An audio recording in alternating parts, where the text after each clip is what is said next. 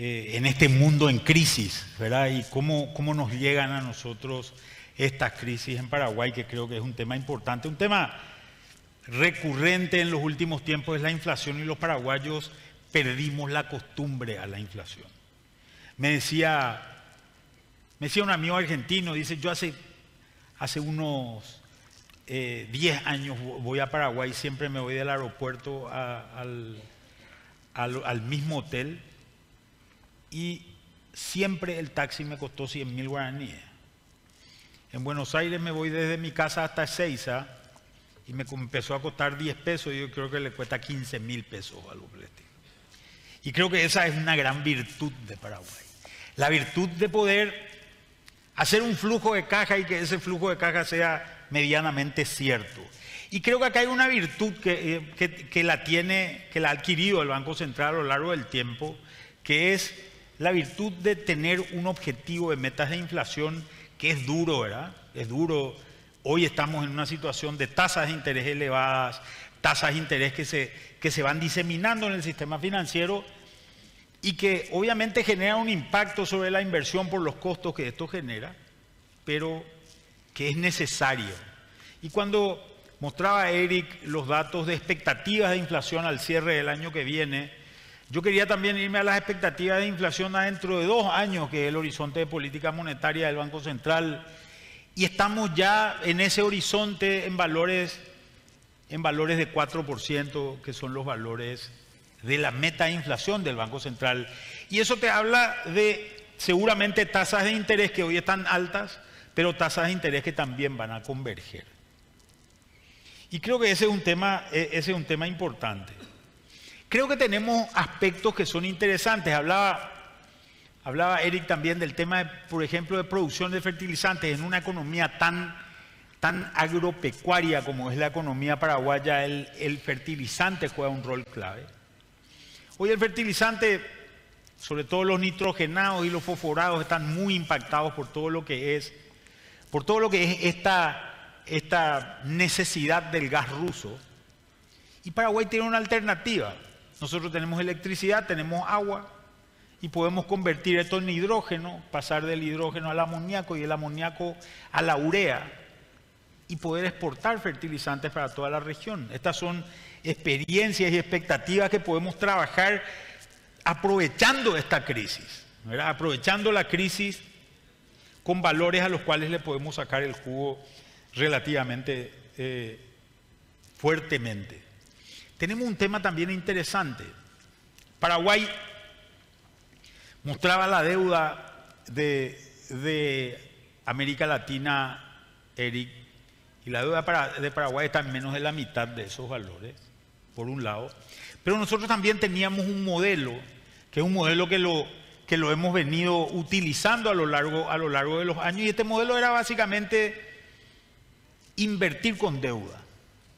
Es decir, gran parte de la inversión que se hizo en Paraguay fue una inversión que se hizo con deuda, y esa inversión nos permitió 2 cosas muy importantes. La primera, nos permitió desarrollar una infraestructura que no teníamos. Si uno compara la infraestructura de los últimos 10 años, le escuchaba a mucha gente que recurrentemente viene a Asunción, acá mismo en este evento, y me decía, es increíble cómo van apareciendo nuevas infraestructuras en el Paraguay en los últimos tiempos. Ese modelo, por la crisis fiscal que también señalaba Eric, no es un modelo financiable de esa manera, o por lo menos no en la escala que necesitamos. Paraguay necesita, y esto es un cálculo mío, invertir alrededor del 75% de su Producto Interno Bruto para poder alcanzar valores similares a los del resto de América Latina. Esto implica agua, implica electricidad, implica más rutas, implica conectividad, aeropuertos, etcétera, ¿verdad? Esta inversión va a tener que venir del sector privado.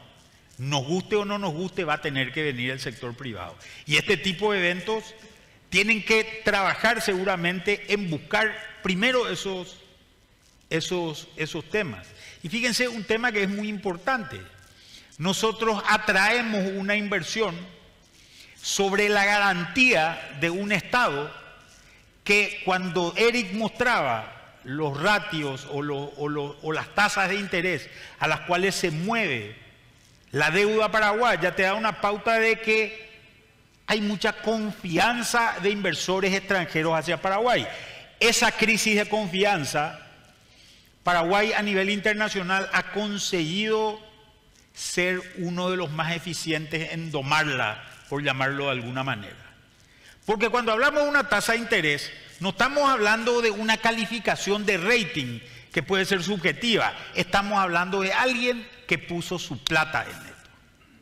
Y alguien que puso su plata, y al poner la plata, money talks, dicen los americanos, ¿verdad? Y money is talking. Tenemos una tasa más baja en este momento de crisis que el resto de América Latina, incluso con países que antes, a los cuales antes no éramos comparables, como el caso de Chile.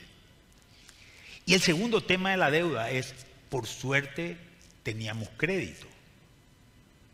Paraguay pudo pasar la crisis porque teníamos crédito. Y nos costó caro, seguramente tuvimos que generar un nivel de deuda para poder generar esta política fiscal y expandirla en un momento difícil. Pero teníamos crédito.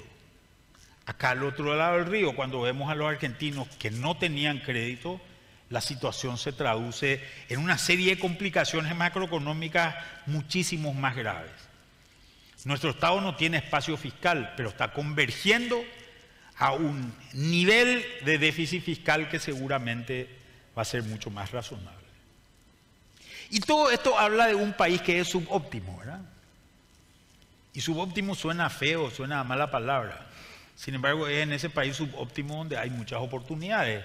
En un panel anterior estábamos hablando de una inversión como es la inversión de Paracel, la primera papelera de Paraguay, una inversión la más grande de la historia del sector privado, que va a generar una transformación que es radicalmente importante. El primer año de funcionamiento de Paracel, en un producto no tradicional, nosotros vamos a generar un incremento de alrededor del 15% de las exportaciones por año. Y vamos a ampliar posiblemente nuestro Producto Interno Bruto, el crecimiento de nuestro Producto Interno Bruto potencial en 1%. Estamos en 4, podríamos subir a 5. ¿Qué significó esto a lo largo del tiempo? Que 3 millones de paraguayos se insertaron a la clase media. Hace 20 años, 60% de los paraguayos éramos pobres. Hoy ese número está en 25. 18% de los paraguayos eran indigentes. Hoy ese número está por debajo del 4%. ¿Y quién consiguió esto? Consiguió un tema central que ha hecho el Estado: el sostenimiento de las reglas de juego a lo largo de un tiempo muy largo. Y cuando miramos Paraguay hoy, vemos que esas reglas de juego seguramente se van a mantener, gane quien gane las elecciones que tenemos el año que viene. Y esto es una cuestión que no es menor. Entonces, y decimos, ¿quién fue el héroe acá? Y en realidad no hubo un héroe, hubo muchos héroes.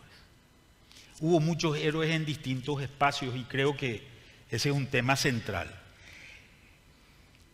Este país tiene este problema de la productividad. En el marco de esta situación de ser un país subóptimo. Sin embargo, este problema de la productividad, gran parte de nuestra productividad está centrada en el problema de la educación de nuestra gente, que es el gran desafío que todavía tenemos.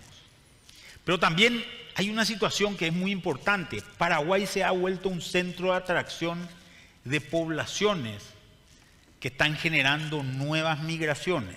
Gran parte del incremento de la productividad de los últimos 20 años, de la productividad total de factores, tiene su origen en la productividad del sector agrícola, fundamentalmente.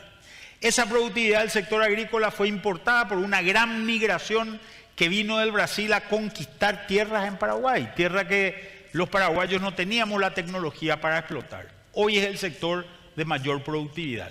Pero esto está empezando a pasar con migrantes argentinos, con migrantes uruguayos, con migrantes chilenos, con migrantes venezolanos, que están viniendo a Paraguay porque eligen un lugar donde las cosas, donde las reglas de juego son claras. Y creo que esto es posiblemente el gran mérito que han tenido nuestros gobiernos, nuestro Estado a lo largo de estos años.